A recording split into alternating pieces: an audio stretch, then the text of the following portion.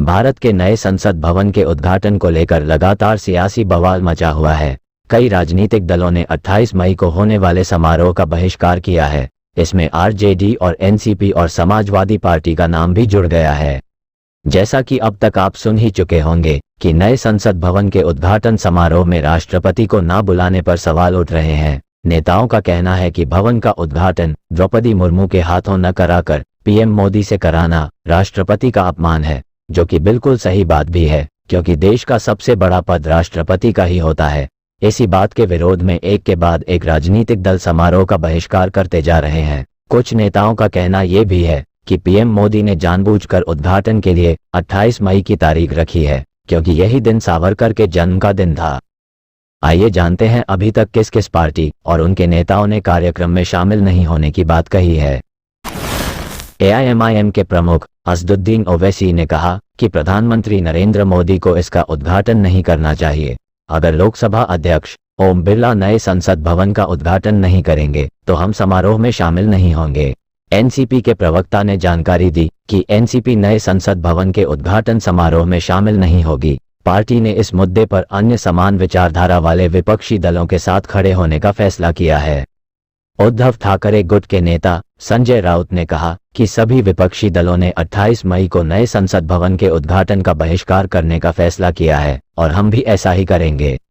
आम आदमी पार्टी के नेता और राज्यसभा सांसद संजय सिंह ने कहा कि संसद भवन के उद्घाटन समारोह में राष्ट्रपति द्रौपदी मुर्मू जी को आमंत्रित न करना उनका घोर अपमान है। ये भारत के दलित, आदिवासी और वंचित समाज का अपमान है। पीएम मोदी की ओर से राष्ट्रपति को आमंत्रित नहीं करने के विरोध में आम आदमी पार्टी उद्घाटन कार्यक्रम का बहिष्कार करेगी। टीएमसी के नेता सुदीप बंदोपाध्याय ने कहा कि टीएमसी 28 मई को नए संसद भवन के उद्घाटन का बहिष्कार करेगी। वहीं टीएमसी नेता डेरेक ओब्रायन ने ट्विटर पर लिखा कि संसद सिर्फ एक नई इमारत नहीं है, ये पुरानी परंपराओं, मूल्यों, मिसालों और नियमों के साथ एक प्रतिष्ठान है। ये भारतीय लोकतंत्र की नींव है। प्रधानमंत्री मोदी शायद यह नहीं समझते। उनके लिए रविवार को नई इमारत का उद्घाटन मैं, मेरा और मेरे लिए से ज्यादा कुछ नहीं है, इसलिए हमें इससे बाहर ही समझें। आपको बता दें कि 28 मई को दोपहर 12 बजे पीएम मोदी नए संसद भवन का उद्घाटन करेंगे। इस पर कांग्रेस नेताओं और कई अन्य विपक्षी नेताओं का मानना है कि पीएम की बजाय राष्ट्रपति के हाथों ही उद्घाटन होना चाहिए। मुर्मू द्वारा नए संसद भवन का उद्घाटन लोकतांत्रिक मूल्यों और संवैधानिक मर्यादा के प्रति सरकार की प्रतिबद्धता का प्रतीक होगा। आइए अब जानते हैं कि यह नया संसद भवन किसने बनवाया, कंपनी का नाम क्या है और डिजाइन बनाने वाला आर्किटेक्चर कौन है। इस नए संसद भवन का निर्माण एक देशी कंपनी ने ही किया है। यह देश के जाने माने टाटा ग्रुप की कंपनी टाटा प्रोजेक्ट लिमिटेड है। संसद भवन के निर्माण के लिए टेंडर निकाला गया था और यह टेंडर टाटा प्रोजेक्ट ने जीत लिया था। नई संसद का डिजाइन गुजरात बेस्ड एक आर्किटेक्चर फर्म HCP डिजाइन्स ने तैयार की है।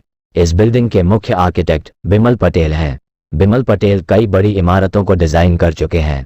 उन्हें साल 2019 में आर्किटेक्चर क्षेत्र में असाधारण काम के लिए पद्मश्री भी मिल चुका है।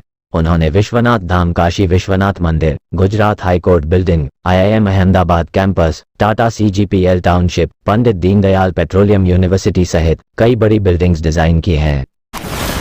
इस नए संसद भवन का निर्माण टाटा प्रोजेक्ट ने 862 करोड़ रुपए में किया है। नए संसद भवन में 888 सदस्य लोकसभा में बैठ सकते हैं, वहीं राज्यसभा में 384 सदस्य बैठ सकते हैं। ये नया संसद भवन तिकोने आकार की 4 मंजिला बिल्डिंग है। पूरा कैंपस 64,500 वर्ग मीटर का है। यहाँ 3 मुख्य गेट, ज्ञान द्वार, शक्ति द्वार और कर्मा द्वार हैं। मौजूदा संसद भवन की बात करें तो ये साल 1927 में बनकर तैयार हुआ था और इसे अब करीब 100 साल होने जा रहे हैं।